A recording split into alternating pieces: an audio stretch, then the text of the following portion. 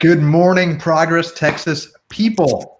Diana, Ed, Wesley, thank you as always for joining us to impart some amazing wisdom today. Welcome to our happy hour of the week. Let's start off with an icebreaker. So something big happened earlier this week. We had like a new administration or something. I haven't been getting crazy news every day that something has gone wrong in the White House. What was your favorite moment from the inauguration? Diana, do you want to kick us off?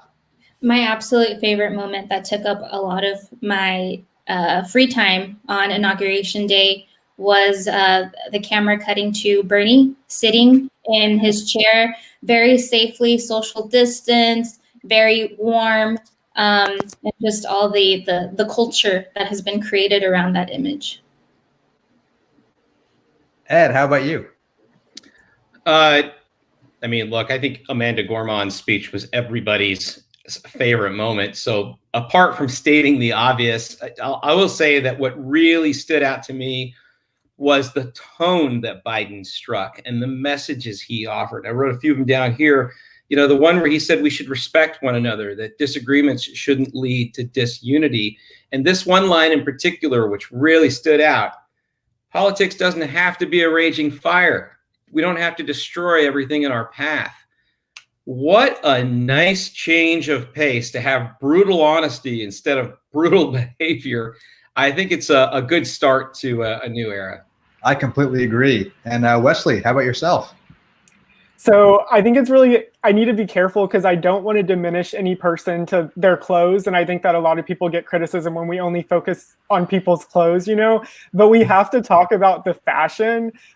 Michelle Obama looked freaking amazing. That scarlet outfit that she was wearing. And then Jill Biden also, just really all of the people who are in attendance looked great, but especially, the first ladies, former first ladies.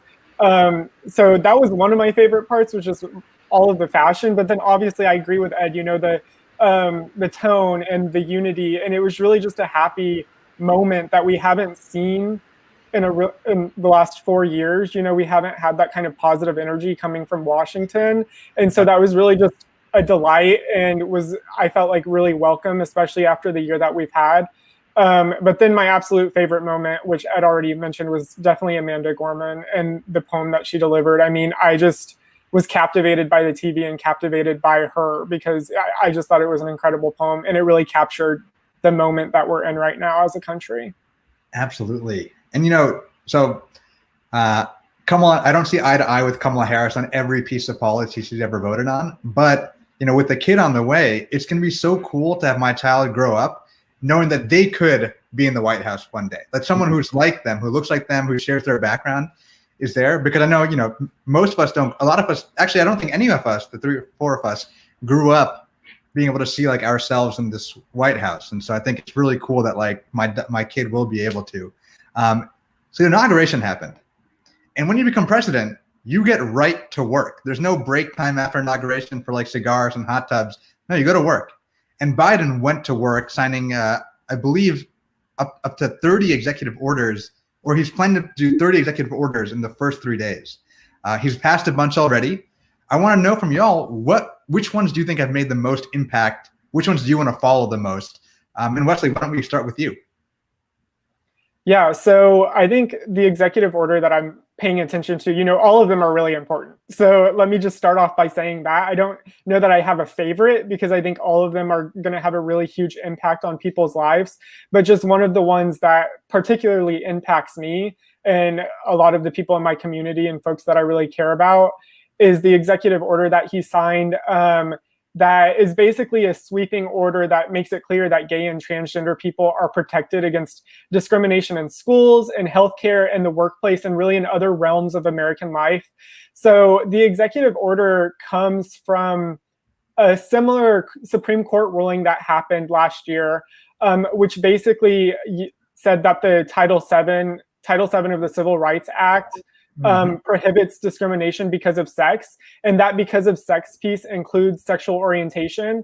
And so that piece of the Civil Rights Act is really narrowly applied in that ruling, and so it really only applied to employment. And basically what Biden did is he expanded that protection to really like all areas of life where gay and trans people could potentially be discriminated against. So as I mentioned, healthcare, schools, the workplace, and he just made that clear. One thing I'll add very quickly too is that Biden's LGBTQ agenda is really the most ambitious from any president in history. He's the most pro-equality president we've had in history. And so that's just something that I'm going to be watching and something that I'm really excited about for this administration. You know, that's a good point you make, because a lot of people forget that when Obama took office in 2009, like, we were in a very different place. The court had not ruled on marriage yet. Obama himself had not come out in favor of marriage equality yet. California had just passed Prop 8, which I don't remember the exact language, but I think it disallowed marriage equality. So yeah, it's really interesting to think of like how much this country has changed in just over a decade and what this presidency means. Yeah, it's a very historic moment. We've come a long way. And I would say, like, I don't think ever in history have we had a president on day one of taking office sign any kind of order that would do anything for LGBTQ folks, at least not benefit them. I don't know if maybe we've had a president in the past that signed something that would harm them. But yeah, for whatever that's worth, right? So Ed, which one are you watching out for? Look, there's so many, right? But like, I think 30 in 3 days, like you said. But for me, the big one that stands out is the Paris Climate Accord. I think that climate is so critical. Let's face it, we're doing so little to address climate right now that anything we can do to put us on track to do more as a country. I know individually we're doing some, but as a country we need to do more. So for me, that was big. I will say, as a side note, masks on airplanes kind of seems like a no-brainer, but nice to see that. I have a very close friend of mine who is a flight attendant, works in the industry, and masks on airlines are not only healthy for you and the passengers, but they're healthy for my friend too. So I think that it makes us all safer. Yeah, it really is refreshing to have a president who's like, okay, what does the science say on COVID, on climate change, on whatever? Okay, let's act according to that, because the past 4 years, no, we did not have that whatsoever. Yeah. And Diana, what are you looking out for?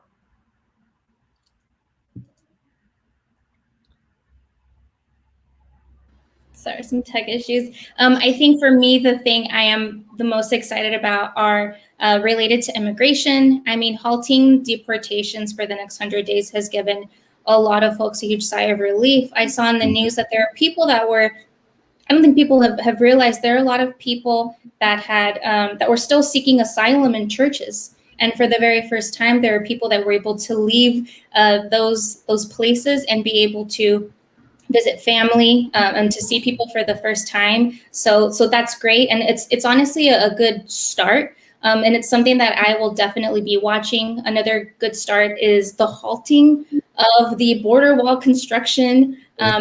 Especially here in Texas on the border, it's really affected a lot of communities, not just, nationwide across the state, but the Rio Grande Valley communities as well, that it has really, affected folks there, not just going through people's land and going through indigenous land as well, but also affecting nature and the environment there, and a lot of the environment and animals that have not been able to go back and forth, a lot of land that's been destroyed. And so to be able to halt that, to take a look at what's going on, where did this funding come from? Again, a really great start, but it's a halt, and we'll see, what happens, with that. And also looking forward to, wasn't an executive order, but the fact that Biden is proposing immigration legislation. What people are saying is the most progressive immigration legislation that has been proposed on day one is something that we definitely have to watch, and we'll have to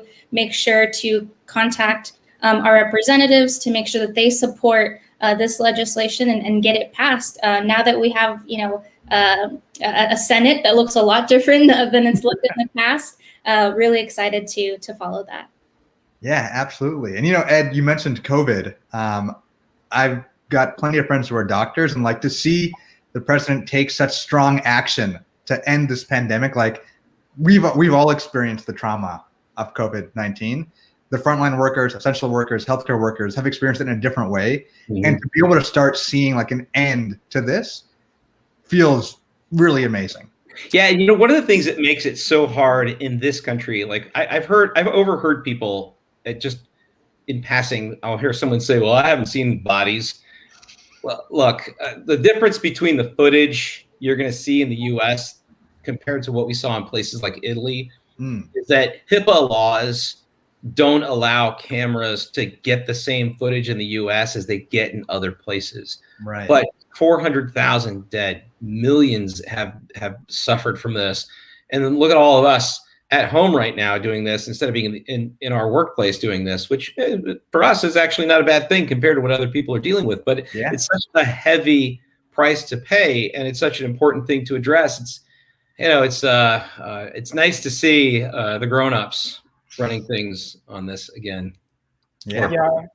I think one thing that's been really important that I've seen from this administration over the last couple of days, but even before Biden took office on Tuesday, they're using the rhetoric of hope and really trying to make America feel hopeful again, but they're still being realistic about the struggles that we're facing. So on Tuesday, before the inauguration, Biden and Kamala Harris, they had a memorial service for all of the folks that have died from COVID-19. And that's something that we haven't seen from the previous administration at all, is just the acknowledgement of all the pain and suffering that Americans have been going through. And I think that that's something Joe Biden especially is equipped to deal with, just because of the circumstances of his life and all of the struggles that he's faced and the loss that he's faced. He's really coming into leadership in our country at a moment where we really need someone like him who understands what the American people are going through. And so he's using this message of hope, but he's also using this message of, like, we need to tackle this issue head on, and we need to be realistic about expectations and where we're headed and what needs to be done to get us out of this crisis that we're in. Yeah, tone matters. Yeah. And God, I'm so excited to not have my first news alert of the day be about something Biden tweeted at like 4 in the morning. I'm sure he'll be asleep by 4 in the morning, so we won't have to worry about it. But, you know, speaking of healthcare, we should say it very plainly. Abortion is essential healthcare. And on the 48th anniversary of Roe v. Wade, we're still seeing abortion access, reproductive healthcare as a whole be under attack from conservatives. Wesley, do you want to fill us in a little bit about what happened? I think it's in the Fifth Circuit Court recently. Yeah, so I can talk about the Fifth Circuit and a case that's kind of bubbling up right now, but then I'll also talk a little bit about generally in the courts what we're seeing, and kind of set it up for Ed to talk a little bit about Roe v. Wade. But yesterday, the Fifth Circuit Court of Appeals, they heard arguments on Whole Women's Health v. Paxton, which is a Texas case. You might recognize Paxton in there. It's a Texas case regarding a ban on dilation and evacuation of abortion procedures. And I'm not going to get into the details of what this procedure entails, but one thing I'll say is that it's the safest and it's the most common type of second trimester abortion procedure that we have in this country. So it's a very common procedure. And basically, the state of Texas issued a ban on this procedure. This was, I believe, in 2017. I'm not exactly sure when it happened, but this case has been going through the courts ever since. And actually, back in October of last year, so October 2020, the Fifth Circuit actually struck the law down. So they said that this law was unconstitutional, that it wasn't allowed. But then after Amy Coney Barrett kind of took place Supreme Court, we saw kind of these changes in the structure. And the potential for the Supreme Court to be a little bit more willing to attack abortion, the Fifth Circuit decided that they would hear the case again. So the arguments that happened this week were not actually the first arguments in the Fifth Circuit. They're going over the case again. And so basically, this is just another example of anti-abortion politicians in Texas who are ignoring science and they're ignoring medical expertise for their own political gain. If the Fifth Circuit ends up siding with the state and allows the ban to go forward, it'll be really harmful for people of color and low-income folks, and really just those living in rural areas in Texas the most. And the intent is clear. It's to ban abortion. It's to ban the safe procedure that's been approved by medical experts across the board. So really our message on this is that these healthcare decisions, they shouldn't be being made by anti-abortion politicians. They shouldn't be being made by our indicted Attorney General, Ken Paxton. And the Fifth Circuit needs to reaffirm its original decision that it already made back in October and strike down this ban. So I mentioned Amy Coney Barrett and kind of talking about the courts at a more general level. In the inauguration of Biden, one thing we need to keep in mind is that one of Trump's legacies, and I use the term legacy loosely because I think that sometimes it's seen as a positive term, but legacies can also be bad. One of the legacies that he left is just this conservative takeover of the courts at the federal level. You know, he got so many justices, a third of the Supreme Court right now were justices that he appointed. 2 of those seats were stolen. And then in the federal courts, the Fifth Circuit and federal courts, he's appointed so many judges as well. And so that's something that the Biden administration is really going to have to work to rebalance the courts so that we don't have this extreme tilt of justice going toward one side, that we actually have people on the courts who understand that abortion is healthcare and that the right to a safe abortion needs to be protected. Yeah, you know, as far as like the justices go, and I really prefer to defer to Diana to talk a little bit more about the policy on Roe. But as the courts in particular, like Wesley said, you know, Trump might be gone, but his 3 Supreme Court justices are still there. So we have a new president and a new administration, but we're still dealing with a hangover from the other one that we're going to have for a long time. Now, it was about 100 federal judges in addition to the Supreme Court justices that Trump was able to put in place. The reason he was able to put those in place is because Mitch McConnell deadlocked the U.S. Senate from 2015 to 2017. Obama couldn't get anything through those last 2 years. And then once Trump got in, they filled all of those vacancies. Now, to give you an example of how revolutionary it is that they filled so many vacancies, in all the years that I have been involved in politics, which is now 28 years, I have never seen as few judicial vacancies as there are today, which when Biden took office, there were 4 nationwide.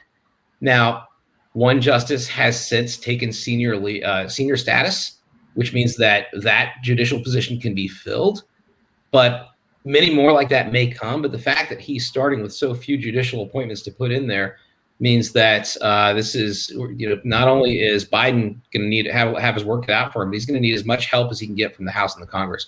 Like I said, for the rest of Roe and what happens to the ledge, I defer to Diana's expertise on that. Yeah, definitely.